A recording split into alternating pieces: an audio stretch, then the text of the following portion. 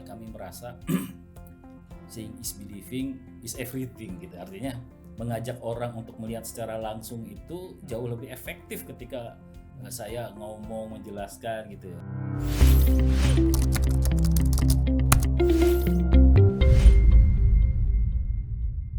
Assalamualaikum Sobat Bangga Wakaf. Alhamdulillah kita bertemu kembali ya di kanal YouTube Bangga Wakaf, kanal edukasi wakaf produktif yang akan berbagi beragam informasi dan cerita sukses, program-program wakaf produktif dari berbagai nazir wakaf terpercaya. Kanal ini dipersembahkan oleh Komite Nasional Ekonomi dan Keuangan Syariah. Kanal ini hadir semata dalam rangka mendukung penguatan pemahaman, kesadaran, dan gerak langkah kita dalam membangun wakaf untuk ekonomi nasional yang lebih hebat. Wakaf pastinya dari umat, oleh umat, dan untuk umat, untuk sebesar-besarnya kemaslahatan umat.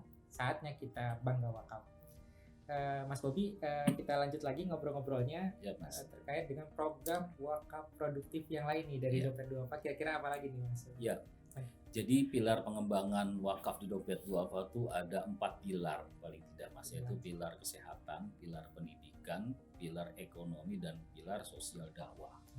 Nah, pilar ekonomi ini memang salah satu yang paling krusial untuk kita lakukan karena pilar ekonomi ini termasuk di dalam bagaimana kita memecahkan mata rantai kemiskinan itu kan, Mas. Iya.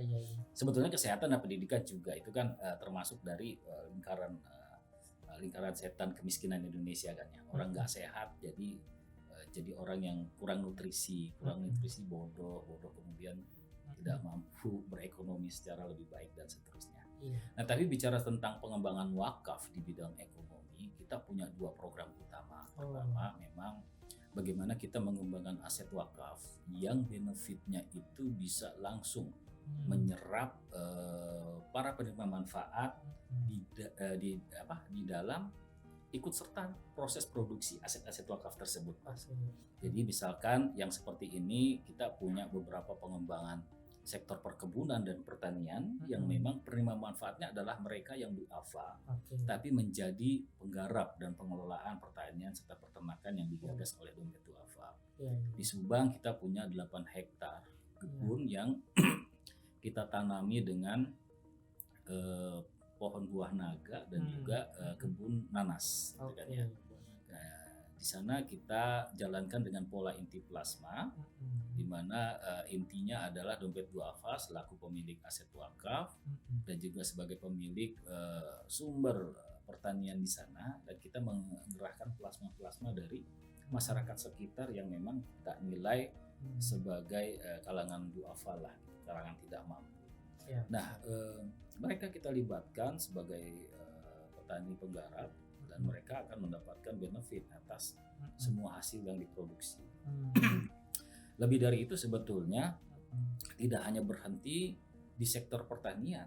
Dompet Duafa juga memberikan nilai tambah agar hasil-hasil produksi dalam bentuk buah naga dan buah nanas ini bisa menjadi sumber bahan baku industri turunannya, seperti untuk selai nanas, untuk ekstrak buah nanas dan seterusnya, yang memang secara diolah lagi.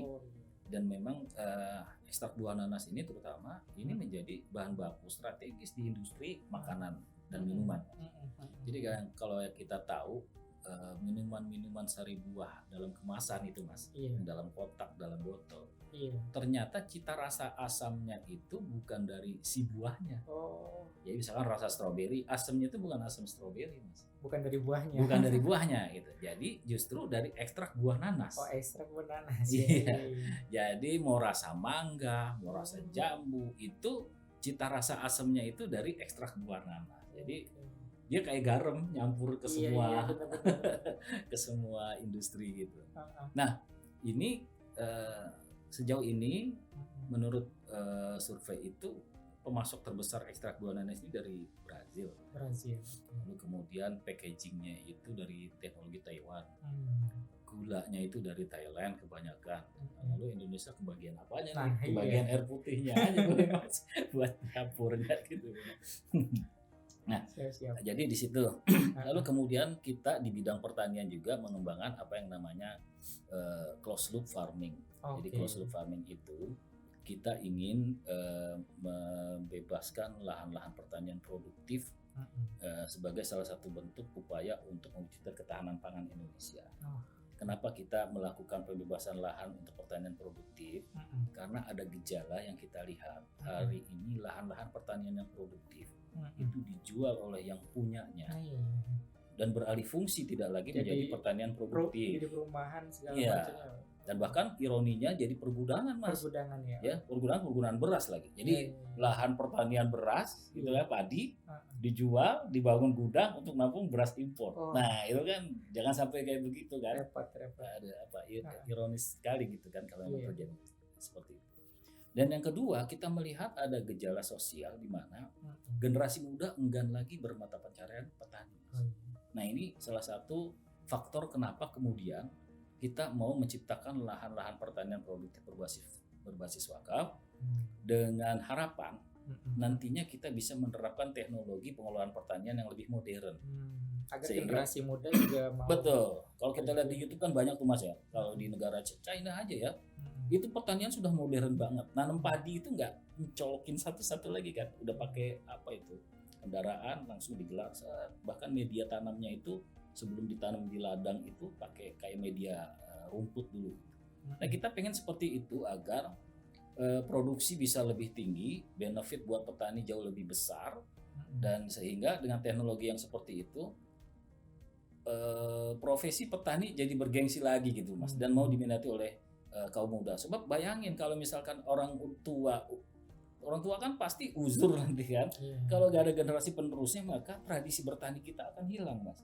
Kalau tradisi bertani kita hilang, dari mana kita bicara ada ketahanan pangan? Paling kita jadi importir terbesar justru untuk bahan-bahan pokok pangan kita. Nah, lalu apa yang disebut closed loop? Sementara waktu kita coba bina petaninya, ya ada program wakaf, Mas, untuk pembebasan lahan pertanian produktif itu 100.000 per meter persegi. 100.000 per meter. Iya, jadi dengan harapan setiap Di 1 Subang, hektar. Di Subang ini? Enggak, di tempat lain, di tempat lain. Serang, Di Serang. sama di dekat. Oh ya, di Subang juga ada, tapi bukan di Subangnya. Apa namanya? Kayak perbatasan dengan Purwakarta gitu. Jadi di sana Kerawang. Jadi closed loop ini kita coba cari uang sebanyak-banyaknya ya, wakaf tunai untuk bisa kita beli tuh lahan-lahan pertanian, dan dompet duafa akan mempekerjakan lagi orang-orang yang tadinya kerja di sana sehingga punya kepastian lah gitu. Kalau tadinya kan gimana yang pemilik tanam kan, pemilik tanah dia mau terusin boleh, nggak juga boleh kan. Kalau sekarang nggak seperti itu. Nah, dengan harapan program-program wakaf ini bisa untuk membebaskan lahannya. Lalu ada program wakaf khusus untuk sarana produksi pertaniannya, seperti misalkan ada orang punya lahan pertanian, punya lahan tapi nggak punya penggilingan padinya, sehingga seringkali bargainingnya justru lebih kuat si pemilik penggilingan. Nah, ini kan harus kita hindari yang seperti ini. Nah, yang ketiga adalah wakaf untuk modal usaha pertanian. Nah, modal usaha pertanian ini tentunya dikelola dengan pola-pola revolving fund. Bentuk dulu paguyubannya, misalkan dari 5 orang anggota atau 10 orang anggota, kita berikan dulu manfaat ke 5 orang dulu, 5 orang lagi nunggu. Nah, supaya kenapa? Supaya ada mutual reminding buat mereka gitu kan. Bilang ke temannya, ayo dong cepat bayar, biar nanti saya mendapatkan modal usaha juga. Nah, kita pola-polanya seperti itu, sehingga bisa lebih terjamin lah keberlangsungannya, walaupun kita memberikan pinjaman penanaman modal untuk lahan pertanian. Dan yang terakhir, kadang-kadang dompet duafa juga menjadi standing buyer atas hasil produksi mereka. Oh, jadi off taker, Pak? Off taker. Oke. Untuk apa? Untuk disalurkan ke program-program sosialnya dompet duafa. Ini sebagai salah satu langkah inkubasi gitu ya. Ya sebetulnya proteksi juga sih. Supaya harga gabah atau harga padi mereka tidak terserap ke tangan tengkulak yang suka under under standar lah gitu ngasih harga ya. Nah, sehingga dia bisa memberikan bisa dihargai lebih baik oleh dompet duafa dan disalurkan untuk program-program duafa. Tantangannya adalah bagaimana kemudian dompet duafa juga menyediakan sarana-sarana untuk mempackage hasil produksi mereka untuk menjadi beras yang siap jual gitu, siap salur. Nah, itu dari aspek pertanian. Kalau dari sisi kualitas mungkin juga nggak beda ya Pak dengan. Iya, Mas kan udah tahu yang beras sae gitu kan, Oh yang udah iya, pernah tahu ya. beras sae, betul. Itu kan salah satu bentuk upaya kemitraan Dompet Duafa dengan para petani di program pemberdayaan Dompet Duafa. Di bidang peternakan pun begitu. Jadi di bidang peternakan kita ingin sekali membangun sentra-sentra ternak yang captive marketnya tidak hanya pada saat musim kurban, tapi di pasar-pasar reguler gitu kan. Ini sudah berhasil. Akikah gitu ya. Akikah, bahkan restoran-restoran kambing muda gitu kan banyak juga ya. Iya betul. Nah itu kasus di sentra ternak di Banten, di Serang itu sudah berhasil mencapai pada level seperti itu. Artinya dia berhasil terserap baik untuk buffer stock musim kurban setiap tahun atau untuk pangsa pasar akikah dan juga restoran gitu ya, sate, sop dan seterusnya, dan itu ada kebutuhan cukup tinggi. Bahkan kurang katanya dengan stok yang ada sekarang untuk melayani perputaran permintaan sehari-harinya. Sehingga mestinya bisa mengcover sampai ke Bekasi gitu, nggak bisa, dia di Serang, Jakarta permintaan aja udah banyak gitu kan. Nah jadi seperti itu, bahkan di sentra ternak Serang itu sudah dilengkapi dengan rumah pemotongan hewannya. Jadi tergantung kebutuhan, apa mau dijual hidup, apakah sudah mau dipotong, apa sudah mau dikarkas dan seterusnya, itu bisa sesuai dengan permintaan. Dan kita juga ada outlet daging beku di sana, ya, memungkinkan hasil ternak itu tidak dijual dalam bentuk hidup, tapi bisa dalam bentuk potongan daging, dan beberapa waktu yang akan datang masih bisa terjual. Kan kalau tadinya kan nggak bisa seperti itu. Nah sekarang sudah memungkinkan. Apa manfaat dari sentra ternak ini? Ya kita ingin distribusi protein ini jauh lebih merata lah ya, dengan kehadiran Dompet Duafa. Lalu kemudian yang kedua ya, aspek produktifnya begitu. Jadi kita dihargai dengan upaya kita menciptakan sentra perekonomian produktif itu dengan demand ekonomi yang memang objektif ada di pasar gitu ya. Jadi tidak sesuatu yang mengawang-awang lah. Itu satu. Nah, kemudian di ternak ini sebetulnya nantinya yang punya nilai strategis itu sebetulnya bukan di aspek fattening, penggemukan, tapi di aspek breeding. Nah, breedingnya itu yang saya pengen nanti akan ada wakaf hewan ternak. Jadi wakaf hewan ternak itu kita akan mengajak 1 juta per ekor misalkan gitu ya.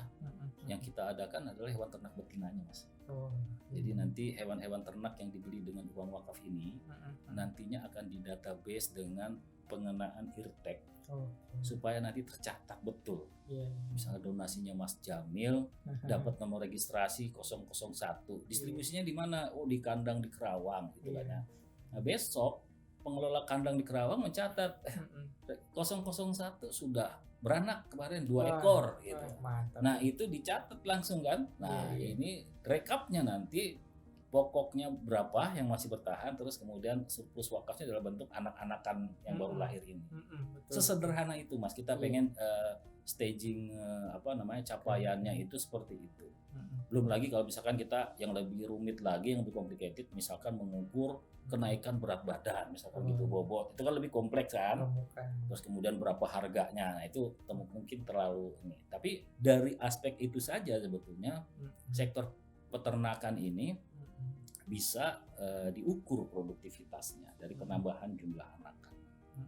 Dan yang terakhir mungkin di bidang ekonomi produktif, bagaimana kita juga menggunakan penghimpunan wakaf uang ini untuk modal-modal usaha mikro. Ya. Dengan beroperasinya social trust fund di Dompet Duafa, diharapkan lembaga ini bisa melakukan assessment pelaku-pelaku usaha mikro mana yang bisa mendapatkan intervensi permodalan dari wakaf. Karena kan jangan sampai nanti, ya mohon maaf, masyarakat ini kan nggak semuanya punya karakter yang bagus ya, artinya seringkali dana dari lembaga sosial itu dianggap hibah. Padahal kan sumbernya wakaf, Mas Jamil. Wakaf itu kan harus dikembalikan pokok wakafnya. Nah jadi tadi sama kita bentuk dulu paguyubannya, kita adakan capacity building dulu. Setelah kita mengetahui secara persis karakter buildingnya sudah terbentuk, baru kita intervensi permodalannya. Oke. Karena ini kan banyak sekali ya, kemarin aja pada saat pandemi kan banyak sekali perempuan-perempuan yang shifting menggantikan posisi suaminya yang mungkin secara temporary di PHK dari perusahaannya. Betul. Ya, terpaksa mereka harus shifting nih sementara waktu sampai suaminya bisa bekerja lagi, entah itu dia mau jual nasi uduk sarapan gitu ya, terus kemudian mau jual frozen food atau mau jual apapun lah yang bisa dilakukan berbasis aktivitas rumahan. Ini perlu suntikan modal ya 500.000, 1 juta kan tetap mereka butuh. Dari mana uangnya kalau tidak ada intervensi dari lembaga-lembaga sosial? Masa uang segitu minjem sama bank kan agak jauh kelihatannya kan ya. Jadi kita coba fasilitasi ini sehingga kita pengen suatu saat ini menjadi semakin besar dan 3 aktivitas perekonomian ini yang perkebunan, pertanian dan juga modal usaha mikro menjadi andalan program pemberdayaan ekonomi Dompet Duafa yang berbasis wakaf. Yang terakhir yang sophisticated ya untuk penghimpunan wakaf uang untuk intervensi permodalan aset-aset wakaf besar, rumah sakit, sekolah gitu. Kita dengan mekanisme yang ya nanti profit sharing atau sharing saham dan seterusnya itu bisa dibicarakan nanti lah. Tapi yang jelas prinsipnya adalah kita membedakan antara aset wakaf dengan pengelolaan aset wakaf. Artinya begini Mas, atas satu aset wakaf itu sudah jelas dan final bahwa nazir lah yang menguasai aset benda wakaf, entah itu rumah sakit, sekolah dan seterusnya. Betul. Ketika kemudian di dalam pengelolaannya ada PT pengelola, maka ownership atas aset itu tidak ada di PT pengelola. Dia cuma punya hak kelolaan, Mas. Ya. Kalau dia berhak mendapatkan imbal hasil dari pengelolaan aset harta benda wakaf. Nah, mungkin ini juga yang menurut saya nggak apa-apa mungkin di forum ini saya coba sampaikan. Melihat wakaf itu paradigmanya harus beda dengan paradigma zakat, Mas. Karena zakat itu kan perkara dia mengumpulkan lalu menyalurkan. Sepanjang sudah tersalurkan ke 8 asnaf golongan penerima zakat, mungkin amil tidak punya kesalahan apa-apa lagi gitu kan ya. Paling di tengahnya ada desain program. Kalau wakaf tidak cuma ada 2 box, dia ada box di tengah yang namanya pengelolaan. Nah, justru di sinilah yang titik krusialnya supaya kita mau mencermati lebih dalam lagi apa aja sih yang ada di dalam pengelolaan ini. Ya, ada kalanya di dalam pengelolaan nazir ternyata harus menggandeng PT pengelola supaya yang lebih berhasil, yang lebih ahli kayak kita misalkan membentuk perusahaan kesehatan.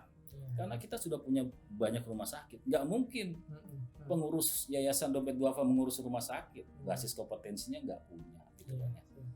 Kemudian di bidang pertanian kita hire tenaga ahli pertanian yang memang mengerti agribisnis dan seterusnya.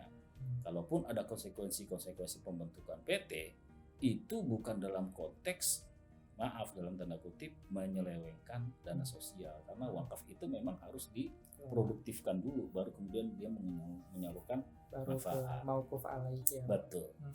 Bagaimana kemudian wakaf yang ditujukan rumah sakit kan bukan berarti uang yang kita bagiin ke mauquf alaih suruh berobat ke rumah sakit. Itu bukan begitu kan, nanti uangnya hilang. Iya, betul. Tapi dana kesehatan itu kita bangunkan dulu rumah sakitnya, dikelola dulu, kemudian ada penerima manfaatnya, baru itu kita catat. Hasilnya baru diserahkan ke mauquf alaih. Surplus wakafnya dari. Luar biasa ini Mas Bobi. Terakhir Mas, mungkin ada saran ajakan gitu ya ke masyarakat, terutama ke teman-teman sobat Bangga Wakaf nih, agar bisa berkontribusi juga tadi di program wakafnya Dompet Duafa, pertanian, peternakan dan UMKM, Mas. Kira-kira apa nih saran dan ajakan untuk berwakaf ya ke Dompet Duafa? Mari menjadi bagian dari gerakan wakaf Dompet Duafa. Kita menyambut baik apapun konteks dukungan dari masyarakat. Apakah itu hanya berdonasi sebagai salah satu bentuk direct fundraising saja, ataukah kemudian dia mau menempatkan dana wakaf berjangka kepada Dompet Duafa, silakan gitu kan ya. Artinya banyak juga Mas yang menyerahkan dana wakaf itu berjangka gitu. Ini silakan dana dikelola 5 tahun deh, dan nanti dikembalikan lagi pokok wakafnya, atau aset ada juga gitu di Sentul. Diberikan aset hampir 2 hektar silakan dimanfaatkan. Kita tanamin jabon jati Belanda. 5 tahun panen, akhirnya dia lihat bagus dikasih semua ke dompet duafa. Jadi hari ini dompet duafa pun juga membuka paket-paket investasi wakaf. Oh iya, keren. Tapi investasi wakafnya itu tidak memberikan bagi hasil secara langsung seperti itu, tapi ini kebermanfaatan secara selamanya. Artinya gini, di tanah kita yang di Subang itu ada paket wakaf 125 juta per 1000 meter persegi. Apa yang didapatkan yaitu investasi wakaf. Ketika dia memberikan 125 juta itu, boleh sendiri, boleh bergrup, komunitas dan sebagainya boleh. Nanti akan satu lahan 1000 meter persegi itu akan kita taruh plang atas nama komunitas, pribadi, keluarga dan seterusnya, dan kita buatkan satu bungalow manakala suatu saat mau kunjungan agrowisata di sana. Asik juga di sana. Karena di sana juga udah ada cottage-nya udah kita bangun. Asik. Bisa ya berarti ya? Bisa dong. Bermalam di sana ya. Bisa. Oke. Alamatnya di mana Mas yang Subang? Kalau alamat persisnya sih kita juga nggak pernah tahu, namanya di Desa Cirangkong. Daerah Cirangkong, Subang gitu. Nanti bisa main ke sana ya? Insya Allah bisa. Itu udah banyak Mas. Saya juga bawa blogger ke sana ya. Iya. Terus bawa komunitas. Karena kami merasa seeing is believing is everything gitu. Artinya mengajak orang untuk melihat secara langsung itu jauh lebih efektif ketika saya ngomong menjelaskan gitu ya. Tapi kalau misalkan kayak kemarin komunitas blogger Jakarta saya ajak, itu langsung menulis di blognya masing-masing. Wah, ini kan jauh lebih efektif karena dia dapat feel-nya karena ada experience di sini kan. Dia datang langsung ngelihat buah naganya tuh bener apa enggak sih gitu kan. Rasanya juga beda. Gitu. Jadi kita pengen mereka lihat langsung lah gitu. Rumah sakit pun begitu. Jadi kalau memang ada komunitas, perusahaan, lembaga pemerintahan maupun lembaga pemerintahan struktural maupun non struktural, kita pengen datang aja ke rumah sakit dompet duafa. Ngerasain secara langsung, misalkan ayo nih kita dorong bareng-bareng kereta makannya, bagiin ke masing-masing duafa yang dilayani di sana. Langsung praktek, rasain feel-nya gitu. Bagaimana orang tuh ngucapin terima kasih kepada kita tuh seperti apa. Jadi dompet duafa itu Mas Jamil ada tradisi setiap pagi namanya apel pagi. Apel pagi itu adalah ngajak semua pasien dan juga siswa-siswa duafa yang kita sekolahkan boarding school secara gratis, doakan khusus untuk para wakif gitu. Jadi supaya kenapa? Supaya kan katanya kalau orang-orang yang lemah dan teraniaya itu kan doanya makbul ya Mas. Betul. Kita ajak mereka berdoa. Nah artinya ini salah satu value di mana dompet duafa sangat menghargai wakifnya. Selain dari tempelin nama mereka di plat gitu ya, plat wakaf, kita juga selalu mendoakan mereka lewat orang-orang yang lagi teraniaya lah. Bagaimana orang pasien cuci darah yang antara hidup dan mati, kalau sampai nggak tercuci darahnya hari itu dia akan keracunan meninggal dunia kan. Ini juga salah satu pesan juga, mulailah hidup sehat Mas Jamil, karena kesehatan itu mahal. Artinya sekarang itu Mas Jamil, pasien-pasien cuci darah itu tidak identik dengan pasien lansia. Kalau dulu kan pasien lansia kan orang sudah kena degeneratif, fungsi ginjalnya menurun, fungsi jantungnya menurun, harus cuci darah. Tapi sekarang usia produktif banyak. Ya ini bukan menjelekan ya, mungkin hari ini kan banyak pemuda-pemuda kita ini terserap ke sektor informal jadi ojek online. Mereka dapat uang lebih itu tidak ada lain dengan cara overtime. Kebutuhan overtime didapat dengan energy drink. Wah, ini penggunaan energy drink yang tidak terbatas pada akhirnya menyebabkan kerusakan organ-organ vital di dalam. Jadi kalau Mas datang sekarang ke RST itu kadang-kadang ada anak 35 tahun, 30 tahun gitu ya. Itu masih muda-muda udah kena cuci darah. Jadi ada satu kondisi patologi kesehatan yang seperti itu. Orang nggak banyak tahu, tapi kita selaku pemilik rumah sakit ngalamin langsung gitu Mas. Bayangin sedih kita. Padahal mereka tuh lagi usia-usia produktif, tapi kalau udah begitu mau gimana? Ya, artinya apalagi cuma ojek online. Begitu nggak bisa kerja, ya udah nggak ada penghasilan. Dari mana uangnya kalau bisa harus cuci darah seperti itu? Nah, untung ada dompet duafa yang memang hari ini mengelola rumah sakit wakaf. Gitu Mas. Mereka bisa berobat ya Pak ya. Iya. 2 kali seminggu Mas cuci darah. Siap. Paling murah 900.000 Betul. sekali cuci. Terima kasih banyak Siap, Mas Bobi, luar biasa tadi ceritanya. Mulai dari rumah sakit, kemudian ada program wakaf produktif peternakan, pertanian, UMKM dari bidang ekonomi ya. Kemudian tadi juga ada wakaf produktif di bidang pendidikan. Luar biasa nih dompet duafa. Sudah 19 tahun ya Mas Bobi. Wakafnya. Wakafnya. Dompet duafanya sudah 28 tahun. 28 tahun. Baik, terima kasih Mas Bobi, teman-teman sobat Bangga Wakaf. Jangan lupa ya di like, komen, dan subscribe channel ini, klik lonceng dan perluas kebermanfaatan ini melalui fitur share di bawah. Mari kita bersama bangun kebaikan wakaf dari umat oleh umat untuk umat. Saatnya kita bangga wakaf. Tadi sudah disampaikan oleh Mas Bobi, luar biasa manfaat wakaf ini. Terima kasih.